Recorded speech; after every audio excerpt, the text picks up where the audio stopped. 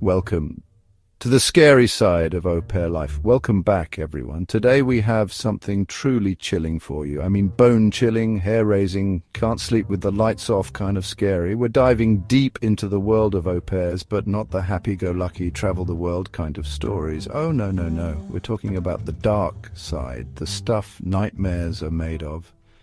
These are not just stories, they are real-life nightmares experienced by au pairs, stories whispered in hushed tones, shared online in secret forums too terrifying to ignore. So turn off the lights, get comfortable and prepare to be terrified. Our first story takes us to a sprawling ancient mansion in the English countryside. Picture this: creaky floorboards, flickering lights and a silence so thick you could cut it with a knife. This is where Sarah, a young American au pair, found herself living and working. Now Sarah had heard the whispers, the rumors from the local villagers about the old house being haunted. But Sarah, she was a modern girl. She didn't believe in ghost stories. She brushed it off as mere superstition, old wives' tales. At first, everything seemed normal. The kids were a handful, sure, but nothing out of the ordinary. But then, things started happening. Little things at first. A door slamming shut on its own, a name whispered in the dead of night when everyone was sound asleep. Sarah tried to rationalize it, told herself it was just the wind, the old house settling, but deep down a shiver of unease began to creep up her spine. One particularly stormy night, Sarah was alone in the house with the children. The wind howled outside, rattling the windows, and the power flickered ominously. Tucking the kids into bed, Sarah tried to ignore the growing sense of dread in her stomach. As she made her way down the long, dimly lit hallway, she heard it. A soft, mournful cry coming from the direction of the old nursery. Her heart pounded in her chest, but she forced herself to investigate. Pushing open the creaky door, she stepped inside, her breath catching in her throat. The room was ice cold, despite the fire roaring in the hearth downstairs. And there, in the rocking chair in the corner, sat a woman in a long, flowing white gown. Her back was turned, but Sarah could see her long, dark hair cascading down her shoulders. "Hello?" Sarah called out, her voice trembling. The figure didn't move. It just sat there, rocking back and forth, back and forth. Taking a shaky step closer, Sarah reached out a hand to touch the woman's shoulder. But just as her fingers were about to make contact, the figure vanished into thin air. Sarah stumbled back, her heart racing, her mind struggling to process what she had just witnessed. She didn't know if it was a figment of her imagination or a real ghost, but she knew she couldn't stay in that house a moment longer. She packed her bags that night, leaving a note for the family, and fled into the stormy night. To this day, Sarah can't explain what she saw in that nursery, but the memory of that chilling encounter continues to haunt her. Our next story takes us to the bustling streets of Rome, where a young, free-spirited au pair named Emily found herself living a nightmare. Emily was living the dream, exploring a new city, embracing a new culture, but little did she know someone was watching her, their eyes following her every move. It started subtly, a fleeting glimpse of the same man on her daily walk to the park with the children. She didn't think much of it at first, dismissing it as a coincidence.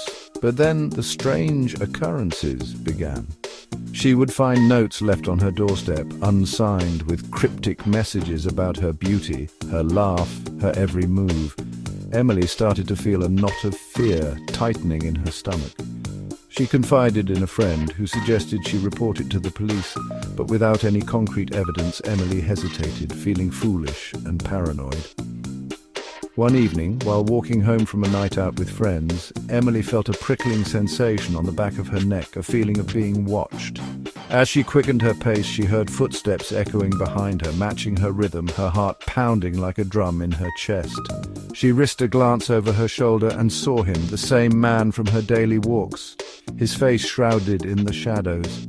Panic surged through her veins. She broke into a run, her breath catching in her throat, her lungs burning. But the footsteps kept coming, relentless, closer. She fumbled for her phone, her fingers trembling, her mind racing. Just when she thought she was cornered, she spotted a brightly lit cafe up ahead. She darted inside, the warmth and chatter of the patrons washing over her like a wave of relief. She scanned the faces in the crowd, searching for any sign of her pursuer, but he was gone. Shaking and breathless, Emily finally called the police, reporting the stalking incidents. They promised to investigate, but warned her to be vigilant. For weeks, Emily lived in a state of heightened anxiety, constantly looking over her shoulder, jumping at every creak and groan in her tiny apartment. The police patrolled her street, but the stalker never showed up again.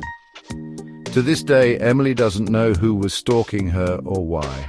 The experience left an invisible scar, a chilling reminder that even in the most beautiful of cities, darkness can lurk around every corner. Chapter 3. The Possessed Child. Our final story takes us to a remote farmhouse in the American Midwest where a young au pair named Jessica encountered something truly terrifying. From the moment Jessica arrived at the farmhouse, she felt an unsettling energy, a darkness that seemed to permeate the very walls. The family, a quiet, withdrawn couple, seemed oblivious to it, but Jessica, she felt it in her bones. The child she was tasked with caring for, a 5-year-old boy named Ethan, was eerily quiet, his big dark eyes seeming to hold ancient secrets. He rarely spoke, and when he did, his voice was a raspy whisper that sent shivers down Jessica's spine. At first, Jessica attributed Ethan's strange behavior to his isolated upbringing. But as the days turned into nights, she began to witness things that defied rational explanation. Objects would move on their own, lights would flicker, and she would hear Ethan whispering to himself in the dead of night, his voice taking on a guttural, otherworldly tone. One night, while Jessica was reading Ethan a bedtime story, the lights in his room suddenly went out, plunging them into darkness. A cold wind swept through the room, chilling Jessica to the bone, and then she heard it, a blood-curdling scream coming from Ethan. Fumbling for her phone, Jessica flicked on the flashlight, her heart pounding in her chest. Ethan was sitting upright in bed, his eyes wide with terror, his tiny body shaking uncontrollably. "He's here!" Ethan whispered, his voice hoarse with fear. "He's here!" "Who's here, Ethan?" Jessica asked, her voice trembling. Ethan just pointed a shaking finger towards the corner of the room. Jessica slowly turned her head, her breath catching in her throat. There, in the shadows, she saw it, a dark, shadowy figure, its eyes glowing red in the darkness. Jessica screamed, dropping her phone in terror. The figure lunged towards her, its cold, clammy hands reaching for her throat. Jessica instinctively threw her arms up to protect herself, but the figure passed right through her, its touch sending a wave of icy fear through her body. As quickly as it appeared, the figure vanished, leaving Jessica trembling on the floor, her mind reeling from what she had just witnessed. From that night forward, the paranormal activity intensified. Ethan's behavior became more erratic, his voice growing deeper, his words more menacing. Jessica tried to tell the parents about what she had experienced, but they dismissed her claims, attributing it to stress and exhaustion. Fearing for her safety and sanity, Jessica made the difficult decision to leave the farmhouse. She packed her bags and fled, leaving behind the horrors she had witnessed. To this day, Jessica can't shake the feeling that Ethan was possessed by something dark and sinister, something that haunted the very walls of that remote farmhouse. Thank you for joining us for these spine-chilling tales from the dark side of being an au pair. We ventured into the shadows, confronted the unexplained, and lived to tell the tale. If you enjoyed this video, don't forget to like, subscribe, and hit the bell icon for more terrifying stories. And remember, sometimes the scariest stories are the ones that are true. Sleep tight and don't let the ghosts bite.